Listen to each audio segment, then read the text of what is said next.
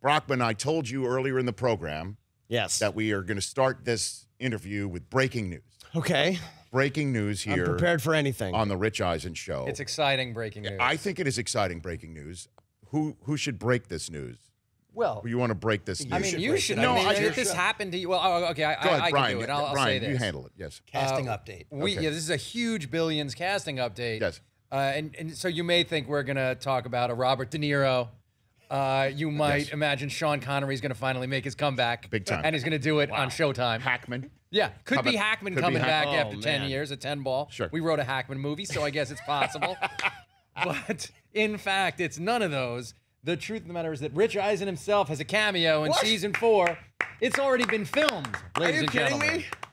When I left for 2 days in January to go to New York, it was because of these. You were on that that secret. That was a secret mission. That was Yeah, we weren't told what the we deal weren't told what was going on. No, it was not rehab. Yeah. It was definitely not. It no, was rehab of a sort, reputational rehab. Everyone saw you in the Brockmeyer thing, and this proves you can actually act. So this was a way. This is incredible. Yeah. Was a way to rehab. Well, Oh, man. Yes, it was awesome. You guys Wow. are awesome. Okay. We're not going to reveal Let's any. not talk about what it is. Okay. You are clothed. I think it's fair to say. That's huge. I mean, it's fair to point That's that out. huge. I And think. not even, and there's not even brief. There's not even. no, It's no BN. It's no BN. It's no BN. N. It's no B. Okay. It's no BN. No, it's No a regular full, end. fully clothed appearance. Dressed, okay. fully dressed. You killed it, though. After We you. don't want to say, well, don't you think Rich killed it? He did a great job. Thank You you, were David. terrific. Thank you. No, you came in, and it was really fun because I'll say, Rich, as you know, you do remember, if you're guys like us who do this, it's real easy to be a fan of our show in the 4th season. But you came out early and loudly in favor of the show. Yes, thank when you. it was just starting and before sort of like this critical consensus really happened. And you reached out to us both online early on to say, like, this is great. I'm loving the show. And we started going back and forth a lot online. And so when we had this thing that seemed like it would fit, I texted him. And this is what's so great, right, about the modern age. We become friends online. We know a million of the same people. But we had this notion, and I sent you a text, and 2 minutes later, you were like, I'm in. Let's work it out. I'm not going to tell anybody. And then you came and crushed it. You entertained the crew. It was wonderful when you put on that little USO-style show for everybody.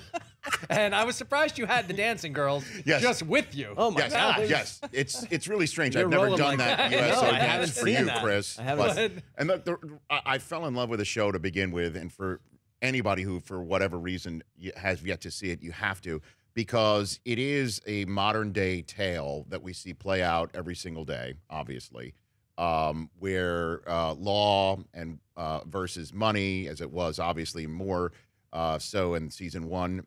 I don't want to get too deep into the weeds or into the woods here, but it is really an incredible show with a lot of brio, with a lot of energy that comes to it from the city and from the characters and the way they talk to one another and with one another and treat one another. It really is just a joy. Every word that comes out of your, I guess, hands or mouths and into the characters. I mean, who is David Bryan?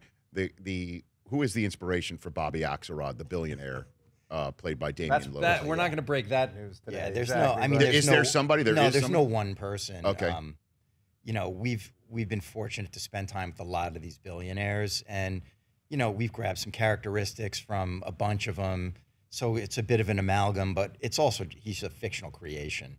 We grew up on Long Island. We saw these big businessmen who walked around like they own the world, and we were captivated by it since we were kids. And we saw these 40-year-old guys with billions of dollars who can do whatever they want. They have airplanes, boats, security men. They were like little nation states of their own, and we were like, let's make a show about a guy like this. Especially, we really found the idea that there were self-made. We've all met people who've inherited fortunes. We wanted to examine what it takes in America now, what you have to turn yourself into, what kind of ambition fuels you. Right. To become not somebody who's made a nice living or not somebody who's got a couple houses, but somebody who's worth billions of dollars. And as Dave said, we were fortunate enough to get to hang around, even when we were starting it, with a couple of people like this. And then as it's gone, we've met more. So there are billionaires like Mark Lazary, who owns the Bucks, who spent a lot of time with us talking about it. And this is after the show, after we made the pilot of the show. And so we got insight from Laz, and there were a couple of lines that he said to us that ended up in the show. Lazary said to us, listen, there are plenty of people who can do the math. Fewer people can explain it. And if you can do both, you become a billionaire. And that's something that... This is what the owner of the Bucks The owner of the Bucks told us. Because the way he was a hedge fund guy who built his fortune that way. And if you've ever been around Mark, it's amazing his ability to connect with everybody. Most people who are good at doing the structural side of that kind of very complicated investing are math geeks, and they really have a much harder time enlisting you. But Mark Lazary could sit down and make everybody in this room feel like his best friend. And so the character's not at all based on Mark. We'd already written it and created it before that. Right. But guys like Mark... Cuban's been on the show. I've seen Cuban him. has given us a lot of his time. He has. Yeah, a lot of his time over there. We'll have lunch with him once. We've done it once every season, and where he'll break down for us the way he's thinking, the way he believes billionaires are thinking about the world now. And then there are people who are some VCs that we talk to too, venture capitalists, who are really smart about this world, and we just try to pick up character insights and point of view from these people. The Rich Eisen Show, weekdays at noon Eastern on Audience.